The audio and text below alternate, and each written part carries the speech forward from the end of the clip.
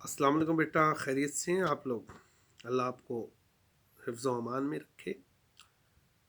آج حصہ نثر کے حوالے سے جو سبق ہم پڑھیں گے اس کا عنوان ہے ایک سفر نامہ جو کہیں کا بھی نہیں ہے۔ اس کے مصنف جو ہیں وہ ابن انشا ہیں۔ ابن انشا کا اصل نام شیر محمد تھا، اور آپ جلندھر میں پیدا ہوئے، جلندھر ہندوستان میں، پھر ہجرت کی اور لاہور کے بعد کراچی میں مقیم ہوئے۔ کالمز بھی آپ لکھتے رہے ہیں، اور یہ سبق ابن انشا کے سفر نامہ دنیا گول ہے، یعنی ماخذ دنیا گول ہے جو کتاب ہے وہاں سے لیا گیا ہے۔ اور سفر نامہ ایسی تحریر کو کہتے ہیں جس میں کسی سفر کی روداد ہلکے پھلکے ادبی انداز میں بیان کی جائے۔ ابن انشا کا شمار اردو کے جدید سفر نامہ نگاروں میں ہوتا ہے۔ ٹھیک ہے بیٹا، یہ تو ہے اس کا تعارف۔ مصنف بیان کرتے ہیں کہ انہوں نے یوں تو بہت سے سفر نامے لکھے ہیں جو چین، عراق سے آگے کے علاقوں کے بھی متعلق ہیں۔ ان واقعات کے آنکھوں دیکھے حال انہوں نے لکھے جو انہوں نے کبھی نہیں دیکھے تھے، یعنی ہر ملک میں ایک نیا سلسلہ ہوتا ہے، نئی باتیں دیکھنے میں، نئی چیزیں دیکھنے میں آتی ہیں، لیکن اس سفر نامے کے بارے میں نہیں بتایا جا سکتا یہ کہاں کا ہے۔ وہ لکھتے ہیں کہ وہ صبح کے وقت کابل جانے کے لیے چلے تھے، مگر ابھی تک کابل نہیں پہنچ سکے۔ پہلے راولپنڈی میں، پھر پشاور میں دیر ہو گئی۔ جب ہوائی جہاز کابل کے لیے چلا تو وہاں سے وہ ہو کر واپس پشاور آ گیا، کیونکہ کابل جو ہے وہ بادلوں میں، گہرے بادلوں میں گھرا ہوا تھا۔ لینڈنگ یا جہاز کا اترنا وہاں ممکن نہ تھا، تو جہاز پشاور واپس آ گیا۔ ان کے دوستوں نے سفر کے بارے میں انہیں بہت سے باتیں کہی تھی کہ تم کابل تو جا رہے ہو، لیکن کابل میں ٹھنڈ یا سردی بہت شدید ہوتی ہے۔ کابل کی سردی سے بچنے کے لیے انہوں نے اپنے دوستوں سے گرم کپڑے مانگے، تو ہر شخص نے انہیں پرانے پھٹے کپڑے دیے۔ اوور کوٹ ان کے پاس دو ہو گئے تھے، ایک جعفری صاحب کا تحفہ تھا، ان کے دوست جعفری صاحب نے دیا تھا، اور دوسرا حبیب اللہ شہاب کا تھا جو انہوں نے شاید اپنی کسی مہم جوئی کے وقت استعمال کیا تھا۔ ان دونوں کوٹ جو ہیں وہ پہننے کے قابل نہیں تھے۔ ابن انشا کہتے ہیں کہ وہ کوٹ پہن کر وہ بالکل برفانی ریچھ معلوم ہوتے تھے۔ اس سارے ساز و سامان سے لیس ہو کر وہ پشاور کے ڈین ہوٹل کے کمرہ نمبر 47 میں گئے۔ یہ ہوٹل بڑا کشادہ تھا اور اس کی ہر چیز کشادہ تھی، مگر مالکوں کے دل تنگ تھے۔ مصنف کہتے ہیں کہ انہوں نے اس میں لوگوں کے لیے جدید سہولتوں کا کوئی انتظام نہیں کیا تھا، یعنی ہوٹل والوں نے جو ہے جدید کوئی سہولت نہیں دی ہوئی تھی، بس نام ہی اس کا ڈین تھا۔ فون کرنے کے باوجود ان کی کسی دوست سے ملاقات نہیں ہو سکی تھی۔ انہوں نے کہا کسی دوست کے پاس ہی رہنے چلے جائیں، لیکن ملاقات نہیں۔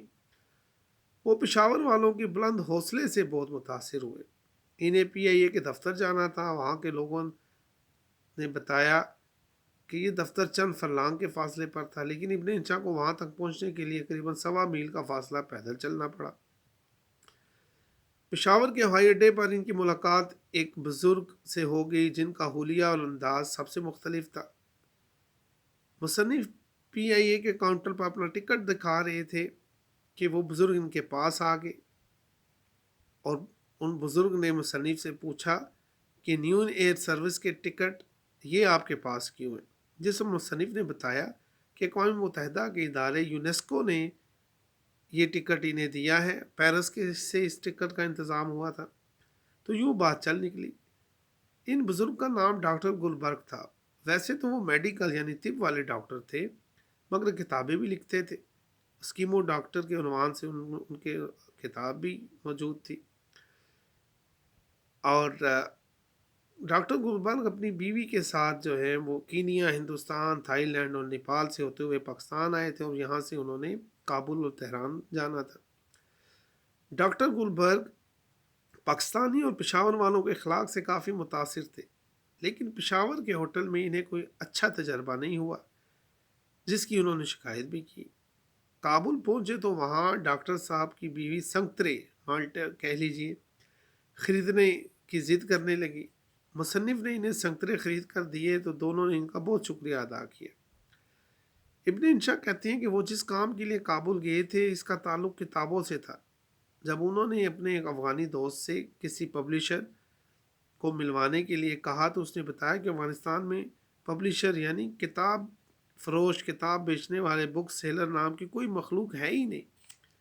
اس نے مزید بتایا کہ افغانستان میں ریلوے اسٹیشنوں پر یا ریل پر جو پاکستان میں کتابوں کے سٹال ہوتے ہیں وہ وہاں سٹال نہیں ہوتے ہیں۔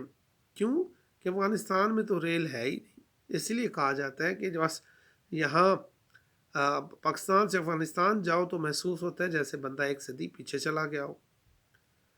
تو مصنف کہتے ہیں جب ہم نے پوچھا کہ کتابوں کا سلسلہ کیوں نہیں ہے تو دوست نے بتایا کہ کتابوں کی چھپوائی کے لیے گورنمنٹ کے پریس ہیں صرف، جہاں ہر کتاب نہیں چھپتی، جب چھپ جاتی ہے تو وہ کچھ شائقین لے جاتے ہیں اور اس کے لیے بھی گورنمنٹ وقت دیتی ہے۔